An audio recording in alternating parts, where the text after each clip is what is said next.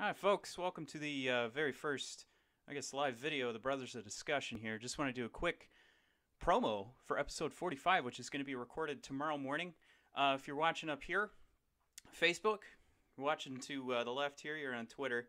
Hi, everybody. Welcome to all the followers. Welcome to all of the members of the Brothers of Discussion faction. Thank you. Now, to do our quick promo here, I have to start with reminding you to go to bodpodcast.com.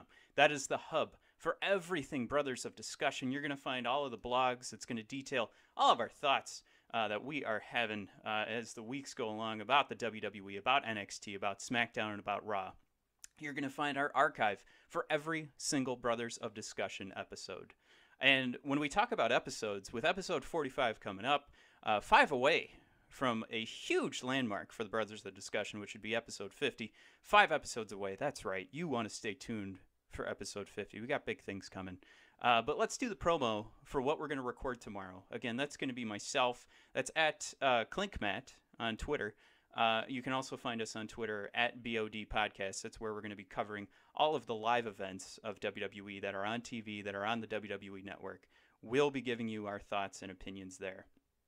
Now, if you do have any questions right now as we're recording for this promo for episode 45, go right ahead, throw it down. I will answer them. But again, this should be quick. We just want to remind you to make sure that you're heading over to bodpodcast.com and that you'll also be heading over to SoundCloud, over to iTunes, over to Google Play to enjoy episode 45 of the Brothers of Discussion.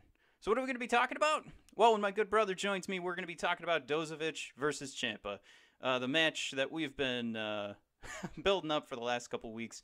We're going to give you our thoughts and opinions on that. Obviously, we would have hoped that had gone in a much better direction. But hey, you know what? It's great for heavy machinery. It bodes well for a tag team that has really become a comic act, and one of the best comic acts I think we've seen out of NXT especially. But hey, you fight the WWE or the NXT champion, you're putting your name on the map. So going forward from there, obviously we're going to be touching Brie Bella and what's been going on with these kicks to the head and everything else that followed through. I mean, it wasn't just kicks to the head on Liv Morgan. You got to remember there was an elbow to Ruby Riott. But on top of that, the discussion isn't necessarily going to be about who's to blame for this, or at least as a pro wrestler goes, are they actually to blame? What we want to talk about is, what are these patterns? What does that mean for Brie Bella's career? What does that mean for the other wrestlers? Because don't forget, this is all about keeping everybody safe. So if there are people out there that do want to discuss whether or not this was an accident, I don't think anybody thinks that there was ill will or that there was intent to hurt or injure. But the more important topic here is, what are the patterns we're seeing, and what is important for a performance art? I think number one is always the safety of those involved. So we'll get into that as well. And one of the most fun things I think SmackDown Live has done was bring up Truth TV. I know it's silly. I know it's a kid's show most of the time. But that was a great opportunity for Truth to really stand out and show us, that he's fully committed. Whatever they want to toss him in, good for Truth. And on top of that, with SmackDown, I think one of the problems that the Brothers of Discussion have is we really get wrapped up in NXT quite a bit. And we don't give enough time to talk about, Daniel Bryan and The Miz going at it. I mean, heck, right there, I just brought up Truth TV and I didn't even mention Daniel Bryan. But going further from there, very rarely do we have enough time in the episode to make sure that we go over AJ Styles and Samoa Joe, which is really turning into one of the best all-around feuds in the WWE. I think some people think it's over the top. You could definitely make the argument that this bordered on Attitude Era Vince Russo ideas with heading to someone's house. But, I read online, you do enough to leave it up to the imagination, and you're writing a great story. I mean, you think about, we're heading into October. You think about all the great horror movies that are out there. how many times do you hold back on giving out maybe the monster of your horror film? You know, and that's because you need to build up suspense, but you got to keep everybody's mind racing and thinking about what could the worst possibility be. Maybe if you're hiding your monster, you don't want people to know what it looks like. You want them to keep thinking, what could this thing, what could the ugliest thing be that could actually be around that corner, be behind that door? And that's why you give Samoa Joe the opportunity to sit on AJ Styles' porch, to show AJ Styles, here I am. But they did a great job of getting you nervous, getting you thinking, what is this psycho going to do? And you cut it off at the perfect moment. You know, I've watched a lot of movies that, you know, going in, there's going to be sequels and you don't see the end of it. I mean, shoot, just look at pretty much all the Marvel movies now. You've got to build up to the next one.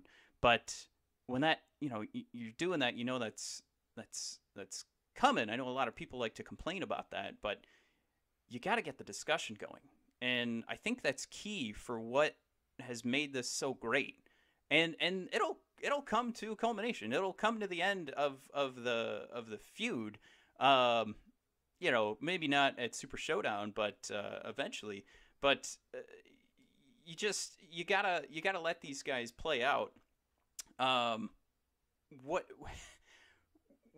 this creative style could be, that, yeah, I think at TNA, they were bogged down by you know, even having Vince Russo there at the time. But this is an opportunity for these two guys to make SmackDown live, you know, the premiere show. And whoever wants to make the argument if it is there or not, shoot, I don't know. We'll talk about it tomorrow. Again, this is a promo for episode 45. But let's keep moving along here. I've got Nick Nunez here. Hey, Nick, how you doing? Never been a fan of wrestlers going into each other's houses. I even thought it was a little bit off putting Triple H when Triple H showed up at Randy Orton's house with a sledgehammer. Let's just let wrestling be wrestling. Nick, I do want to play off that. And you know what? We'll bring this up tomorrow, too, on episode 45 when we record in the morning. But if I could touch on that right now, I hope you're sticking around. I think, for me, I am a fan of not just pro wrestling. You know, that idea of, there used to be that argument that, you know, CM Punk's a pro wrestler. And these other guys are, you know, these are WWE superstars. You know, they're not just good athletes. And I'll say I prescribe to the idea that I want drama.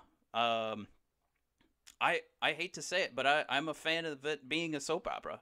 So as they go up to someone's house and they're ready to go in, and I don't know what Samoa Joe's going to do, and I think that's part of the beauty is we get to use our imagination and go, what is that psychopath going to do?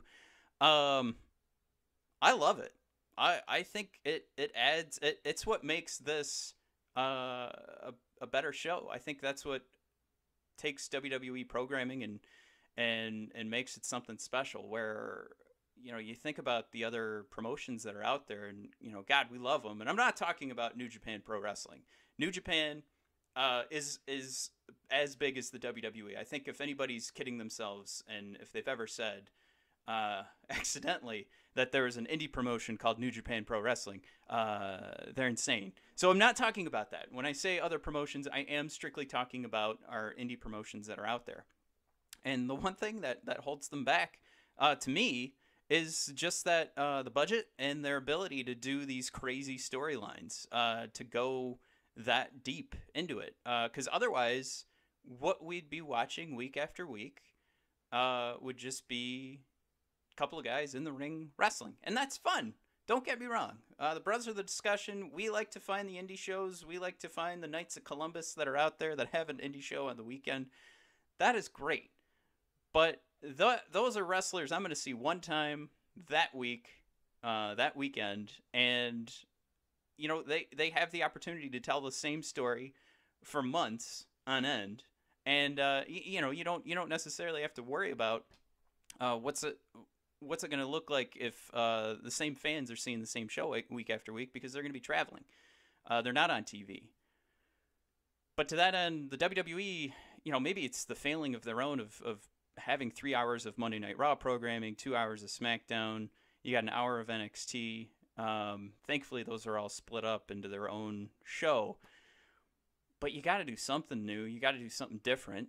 And I'll to your point, it's been done before, going to someone's house. But I think I want to bring it back to why this was executed well, in my opinion, is just that you didn't have Samoa Joe attack the family. This is still him playing a mind game with AJ Styles. And I think to that end, and I see that you've replied here, so I'll take a look at that in a second. So if Samoa Joe is leaving this up to our imagination and we're not doing something crazy where he is hurting his family, we could keep this in the realm of him playing mind games. I think you could even leave this to say, maybe Samoa Joe did all this and he just walked away from the house. Granted, if they showed that, that's boring as hell. But there's still that out. There's still that idea that, Samoa Joe is kind of just trying to tell the story that he is the psychopath of SmackDown Live. Maybe he's being inspired right now by Ciampa on NXT. But like I said, I do want to read your comment here. Again, this is Nick. I do love a good story, and the male soap opera thing is what always drew me to pro wrestling. So there, we agree. When I was young, I think I've just become too... Oh, there we go. I should have kept reading. I think I've just become too skeptical, and I find these kind of angles to be unbelievable. But that's just me. Obviously, I will continue to watch it and judge it. Hey, that's what we're all here to do. They can't do anything that would push me away altogether, so we'll see where this goes. And then, of course, I'm going to read your next comment here just to make sure I'm not going to talk about something you've already addressed. You're right, they did do it in a very creative way by leaving it on the cliffhanger. I can't say that's something that I have seen in wrestling before. But let's, we do want to touch on the fact, too, that no matter what we feel the storyline is going, we all have to admit we're all going to be there anyway.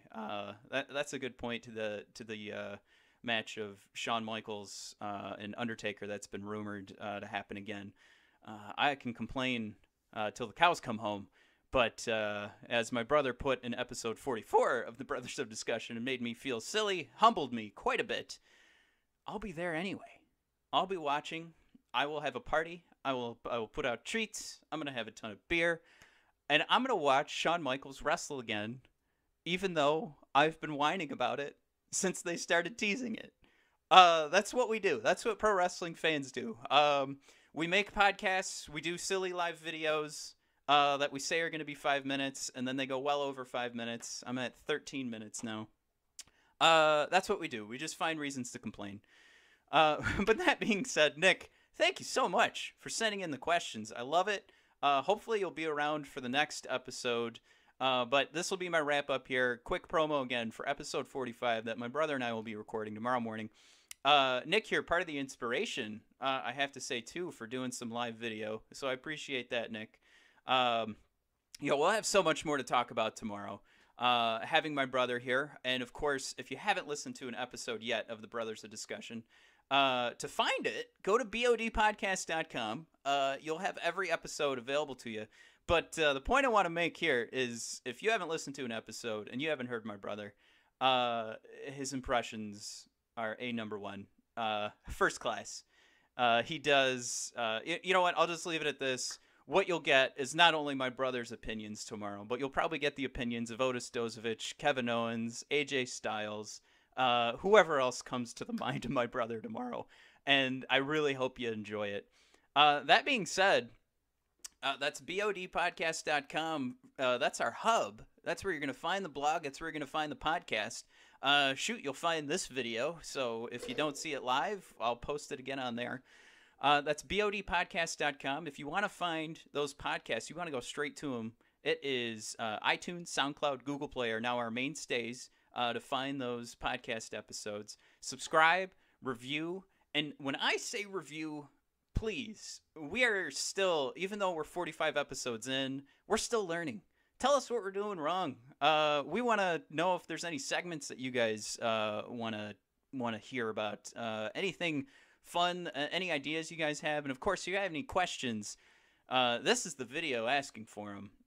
Send us in your questions. We will make sure we address them as I addressed Nick today. Really appreciate it. And there's Eduardo.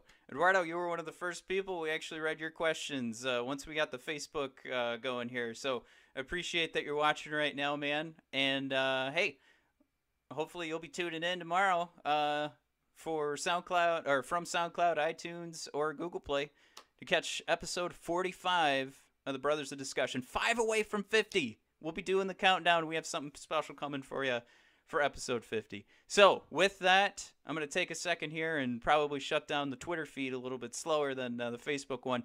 But everybody, thank you for watching. Thanks for tuning in. Not just to this video, but thanks for tuning in for the thousands of listeners we've had on the Brothers of Discussion podcast.